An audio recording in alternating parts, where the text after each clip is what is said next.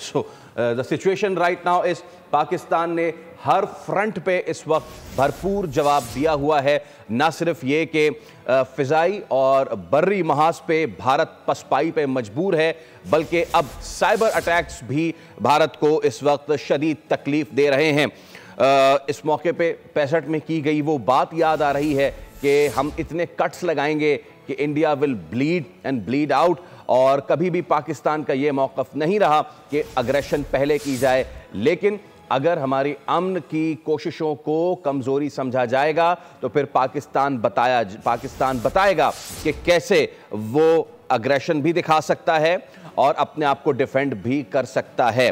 इसके साथ साथ अब तक की जो इत्तलात हैं अपने नाज़रीन के साथ शेयर करें, बिकॉज पाकिस्तानी अब जब जाग रहे होंगे और जब सुबह का ये सूरज देख रहे होंगे तो एक मर्तबा फिर वो फ़ख्र कर रहे होंगे अपने इन जवानों पे कि जिन्होंने रात के अंधेरे के बजाय सुबह फजर की अजान होते ही भारत की ईंट से ईंट बजा दी है।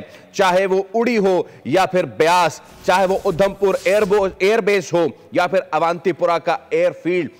कोशिश थी हमेशा से कि अमन कायम किया जाए, लेकिन जब दिल्ली अमन की जबान नहीं बोलेगा तो दिल्ली की फिजाओं में पाकिस्तान गूंजेगा, और अभी भी ऐसा ही हो रहा है। दिल्ली की फिजाओं में पाकिस्तानी ड्रोन्स भी पहुंच चुके हैं और एक थरथल्ली है दिल्ली में। इसके साथ साथ आर्टिलरी गन पोजीशन को भी तबाह किया गया है। यह है ऑपरेशन बुनियान मरसूस, यानी कि आहनी दीवार, सीसा पिलाई दीवार, दी वॉल ऑफ आयरन, के जिसके नाम से साबित होता है कि अग्रेशन नहीं डिफेंस है। ये पाकिस्तान है।